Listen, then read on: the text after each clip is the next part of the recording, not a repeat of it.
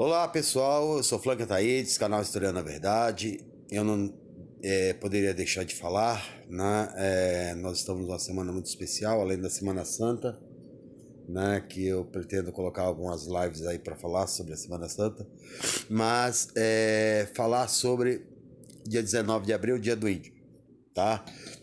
E porque eu tenho que falar até do dia do Índio?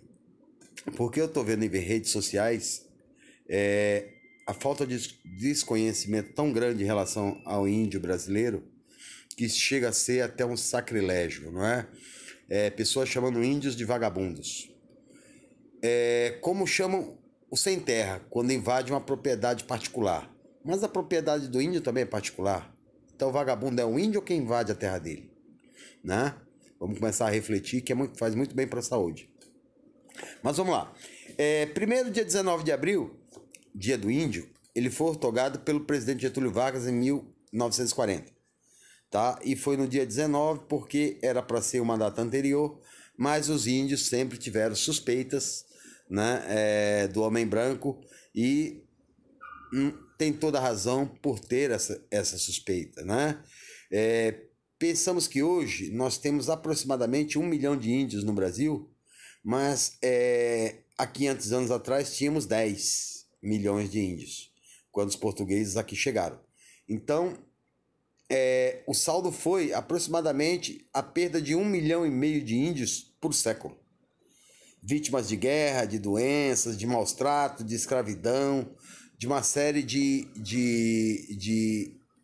destinação cruel que foram dadas a ele, inclusive com o apoio do cristianismo da Igreja Católica. Não é? Para se ter uma ideia, os índios, eles foram escravizados desde a chegada da colonização aqui até 1757, quando acabou-se, né, pôs-se fim à escravidão, porque já não era mais possível aguentar. Tá? E em nome dessa escravidão, foi inclusive colocado, né, o nome de Deus. Né? De que forma eram escravizados? Né? Existia 3 formas de escravidão do índio. Né? Os índios se escondiam no meio da mata, existia o descenso. O descenso era quando o índio aceitava, em nome de Deus, em nome do Espírito Santo, em nome de Jesus, descer, né, dos seus esconderijos e aceitar o trabalho compulsório. Porque o índio, antes dos portugueses chegarem aqui, eles trabalhavam 3 horas por dia. Né? O índio não precisa de shopping, não precisa de dinheiro, não precisava de absolutamente nada para sobreviver. Ele pescava, coletava, plantava. Então o trabalho dele, no máximo, era 3 horas. E aí imagine você, um índio de uma hora para outra ser colocado a um trabalho de 12, a 13, a 14 horas por dia e nem aproveitar daquilo que produzia. É óbvio que isso vai gerar revolta e fugas. Não é? A segunda forma de busca dos índios foragidos era chamada de resgate, onde se colocava tribos contra tribos, ofereciam quinquilharias, né, como martelo, como espelho, como uma série de coisas, em que índios entravam em guerras e esses que perdiam essa batalha, eles vinham para a repartição. Tá? Repartição vou explicar daqui a pouco. E por último, quando nada funcionava, existia a guerra justa. Né? Essa guerra justa, inclusive, foi usada, né, pelo padre Antônio Vieira, o santo, né, como uma forma de que, se não aceita a palavra de Jesus, o libertador, nós os guerreamos, matamos, ateamos fogo, né, matamos crianças, idosos, né, tudo em nome do Santo Senhor Jesus Cristo, para que vocês se libertem. Né? Então essas guerras, né, chamadas de guerra justa, traziam o índio e ele passava a ser escravo. Tá? No resgate e no descimento, o índio ia para a repartição. Mesmo assim, ele era tratado também como escravo pelo resto da vida. Tá? E isso causava muito problema, não só aqui nos índios da América do Brasil, né, como na América Latina ou na América Espanhola, onde mulheres, inclusive, abortavam seus filhos para não passar por sofrimentos que eles sofriam, né? Então, considerado como escravos, o índio era um objeto. Meninas indígenas eram estupradas, né? Eram chicoteados, eram pisoteados, né? Então não só foi a guerra, o maltrato, mas também muitas doenças que os portugueses trouxeram da África para cá. E aí a gente tem que refletir, né? De 10 milhões, a população chegou nos anos 70 a 300 mil e foram quase extintas, né? Um trabalho muito árduo dos irmãos Vilas Boas, né? E de outros indigenistas, e principalmente da FUNAI também, que foi possível começar a criação, né? Das áreas indígenas, das reservas indígenas, né? Como a Raposa da Serra do Sol, como o Parque Nacional do Xingu, né? Como outras reservas na Amazônia, tá? E que hoje encontram-se ameaçadas por uma ignorância de pessoas que não têm informação, não é? E dizem que o índio é vagabundo. Não, calma aí. Mas se sem terra é vagabundo para eles, porque invade propriedade que, segundo eles, pertence a grandes produtores, então quem invade terra do índio também é vagabundo, e não o índio. A terra é deles. Eles estão aqui desde que cruzaram o Estreito de Bering. A gente sabe que o índio tem uma questão de DNA de povos do Oriente. Eles cruzaram o Estreito de Bering há milhares de anos atrás. E aqui fizeram a sua cultura, dominaram a sua natureza, cultivaram a sua terra. E nós estamos entrando de novo num processo de ignorantização ao ponto de não respeitar os índios, não é? Esse livro aqui é um grande clássico, né? De como foi tratado os índios nos Estados Unidos. Enterre meu coração na curva de um rio, né? Como eles foram exterminados de forma maldosa, cruel, não é? Inclusive a gente vê muito em filme de faroeste, o scalp quem inventou foi o homem branco, né? Aqui a história já está começando a destruir o papel desses mocinhos aqui, os bandeirantes. Eles não eram mocinho, eles eram assassinos de índios. Chegaram a matar mais de 300 mil índios, não é? Então, nós temos que ter respeito à cultura indígena, e não só respeito, respeitar seu espaço, respeitar a sua terra, né? Que lhe pertence, e pensar o seguinte: mas o índio tem muita terra.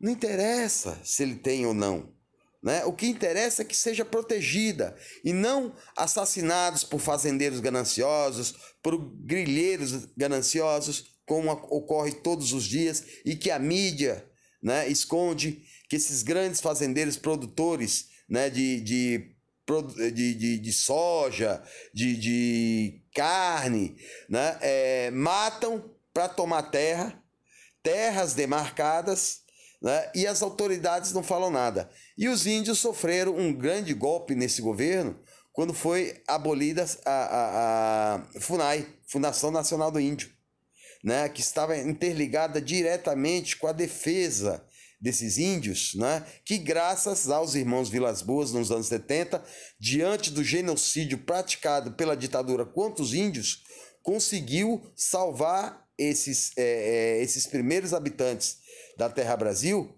né, da extinção, tá? Então, o índio é o primeiro habitante, ele tem que ter respeito à terra, não se deve mexer com os índios, né? Eu vou deixar aqui um link do filme Xingu, né, onde os irmãos Vilas Boas percebem da necessidade da criação dos parques nacionais, até porque tem muita doença que o homem branco tem e o índio não.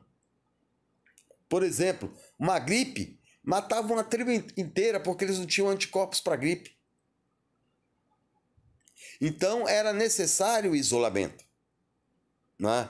Esse papo do índio norte-americano, que o índio tem cassino, que é isso, que é aquilo, quem lê Enterre Meu Coração na Curva de um Rio, né, vai entender que o índio foi forçado a isso, porque ele foi praticamente exterminado. E aí é um recado também, as pessoas que desprezam os índios, eles são observados pelo mundo todo. E eles possuem respeito do mundo todo. Porque são povos primitivos, são povos que merecem respeito, não só pelos brasileiros. Nós temos a maior quantidade de índios no mundo. Não só respeito, mas o mundo internacional também os observa. Um cacique desse, quando fala para o mundo, ele vai numa ONU, ele abre uma Assembleia da ONU. Então vamos deixar de ser ignorantes e chamar índio de vagabundo, porque índio não é vagabundo. Índio foi criado de acordo com aquilo que ele precisa. Ele não trabalha compulsoriamente. Ele não precisa ter status social. Ele vive da terra, ele vive dos rios, ele vive do seu trabalho, do seu suor. Deixe eles onde eles estão. Não é? Que papo é esse de dar terra para grandes produtores de soja? Um deles, inclusive, né, Blairo Maggi, outro dia recebeu a motosserra de ouro do Greenpeace por em um ano desmatar uma área do tamanho da Holanda. Em nome de uma riqueza que, se a gente levantar a documentação, nem prova de documentação eles possuem de que a propriedade é deles. E aí ainda com um olho gordo, como se o dinheiro, a fortuna, os bilhões não fosse possível para sobreviver, eles ainda querem tirar pouco do que as pessoas têm. E não é só com os índios, é com os pequenos agricultores, né? É com pessoas que tentam lutar para tentar ter também uma parte da terra, até porque os pequenos agricultores é que fornecem a nossa alimentação cotidiana. 75% do que comemos vem da agricultura familiar, não vem dos grandes agricultores. Eles querem tudo. Eles estão recebendo no governo 50 bilhões, né, tirado do Fundo Rural, que é o fundo de aposentadoria dos trabalhadores rurais, né, para fazer um agrado nos coitadinhos, né, ainda querem a terra dos índios, ainda querem a terra dos pobres, né, é um dado alarmante, 1% dos grandes proprietários possuem 27% da área agriculturável do país. Será que isso não basta? Ainda tem que atacar as tribos indígenas, que não estão fazendo nada, que estiveram ali pacificamente há décadas. A Constituição de 88 assegurou o direito deles. E nós, né, permitimos que um governo ataque com crueldade essas tribos, vamos ser retalhados pelo mundo. Porque é uma covardia como foi feita pelos portugueses. Canhões contra flechas, canhões contra arcos, canhões contra lanças. E a submissão de um povo, né, que volto a dizer, até 1757, né, Marquês de Pombal extinguiu a escravidão indígena, mas por outro lado também já havia trazido a escravidão negra. E aí é mais uma mancha na história do nosso país. Nós fomos o país que mais trouxeram negros da África do Sul, aliás, do continente africano, que fomos o país que mais perdurou, né, com a escravidão no mundo, com apoio, né, dos religiosos, principalmente católicos, em nome do Senhor Jesus, né, escravizavam negros que são seres humanos e que não se mede pela cor da pele, mas se mede pelo caráter que possuem. Né? Mais respeito, né, às tribos que deram origem à história desse continente belíssimo, né, e que de uma hora para outra se veem marginalizados, né? Há alguns anos atrás a gente viu aquele índio que foi queimado vivo por 4 burgueses de Brasília, foi queimado vivo no ponto de ônibus. Eles nunca pagaram pelo crime. Isso é crime de ódio, isso é crime de intolerância, isso é crime de desrespeito à vida humana. Então, em apoio né, aos índios brasileiros a sua história, a sua tradição e que sua memória, que sua cultura permaneça intacta ou que não se mexa mais, porque o homem branco só levou álcool, crack, drogas, prostituição, não levou nada de bom para as tribos indígenas. Deixem-os em paz. Já tá, os fazendeiros, donos de grandes, gigantescas propriedades, escravocratas que escravizam trabalhadores, deixem-os em paz. Você já tem muito. Vocês, quando morrerem, vocês não levam nada. Vocês vão deixar tudo aí para filhos se matar, para as pessoas roubarem, destroçarem, destruírem. Vocês servem a dois deuses, seus cristãos de Araque. Porque está lá em Mateus. Vocês esqueceram?